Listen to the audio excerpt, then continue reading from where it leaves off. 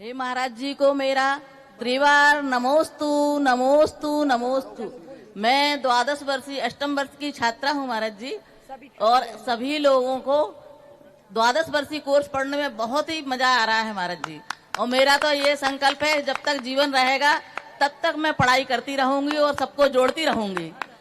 महाराज जी, धर्म की जो अप्रभावना हो रही है उसको कैसे रोकें हम, क्या क्या प्रयास करें महाराज जी?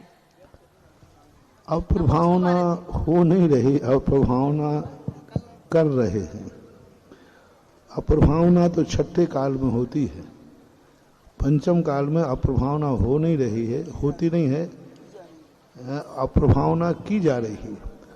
होने वाली अप्रभावना एक नियत धारा में बहती है। अप्रभावना किया जा रहा है तो अब इसके लिए तो यही है, स्वयं शुद्धस्य मार्गस्य वाला सक्त जनाश्रियाम।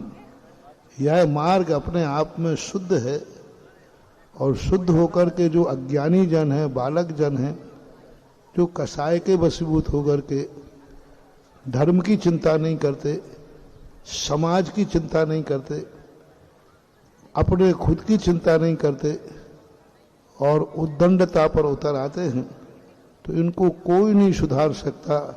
इनका कर्म ही इनको सुधारेगा। कर्म जो होता है उसके पास बहुत बड़ी व्यवस्था है। कर्म जाकर के फिर इनके, और वे कर्म से ही सुधरते हैं, धर्म की भाषा में नहीं सुधरेंगे। उनको कर्म के भरोसे छोड़ देना चाहिए।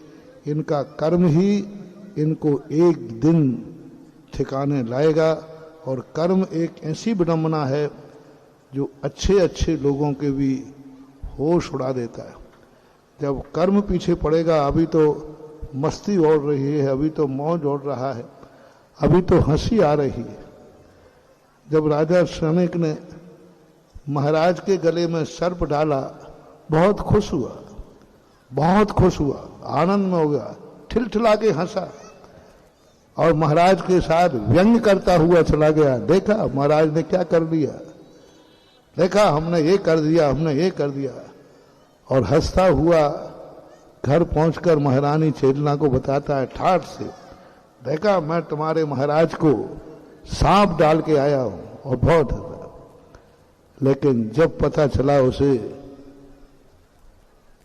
कि नरक आयु का बंध हुआ, कर्म को रो पड़ा, समोषण में गिड़गड़ाया कि मैंने अहंकार और मस्ती में आकर के धर्म की अप्रभावना की, धर्मात्मा को दुख दिया, मुझे क्षमा करो। कर्म कहता है किसी दूसरे को दुख दिया होता तो क्षमा कर देते, तुमने उनको दुख दिया है जो जगत के क्षमा के भंडार हैं, क्षमा के भूषण हैं। तुमने एक साधु को दुखी दिया है, तुमने साधु को परेशान किया है। कर्म कहता है ये तो माफ नहीं होगा। और फिर अंत में रो रो करके मर गया, लेकिन कर्म ने दया नहीं की। आज वह नरकों में कर्म भोग रहा है। तो ऐसे लोगों के लिए कर्म ही सुधारेगा। आप और हम और धर्म इनको नहीं सुधारेंगे। और चिंता नहीं करो, पुण्य का घड़ा कभी भरता नहीं, पाप का घड़ा फूटे बिना रहता नहीं। कर्म फोड़ देता है। कर्म सब का न्यायाधीश है। कर्म, कर्म की डायरी में सब कुछ सत्य असत्य की बातें सब लिखी हुई हैं। धर्म के प्रति जिसको रुचि होती है उसके लिए व्यक्ति इतना सहिष्णु हो जाता है, इतना सहिष्णु हो जाता है कि वह धर्म की अप्रभावना के लिए कुछ भी कर लेता है। साक्षात चोर को जिनेन सेठ ने ये कह दिया, साक्षात चोर था, रत्न निकाल के लाया था। और जिनेन सेठ कहते नहीं, वो तो मैंने बुलाया था। और उनको मालूम था कि इसने चोरी की है, क्योंकि वो धर्मात्मा थे, सम्यक दृष्टि थे। वो उस चोर के लिए भी अपना आप कहते कि मैंने बुलाया था। ये होता है धर्म। और जिनके धर्म नहीं होता है, मात धर्म का पाखंड होता है, उनको कहते धर्म मिटे तो मिट जाए, धर्मात्मा मिटे तो मिट जाए, समाज धर्म कुछ भी हो जाए, हमें इससे लेना देना क्या है, हमें तो अपने अहंकार की पूर्ति करना है। तो इनको कुछ नहीं कर सकते। कर्म का इंतजार करो, कर्म अपने आप, देर है अंधेर नहीं है। नमोस्तु महाराज जी, नमोस्तु महाराज।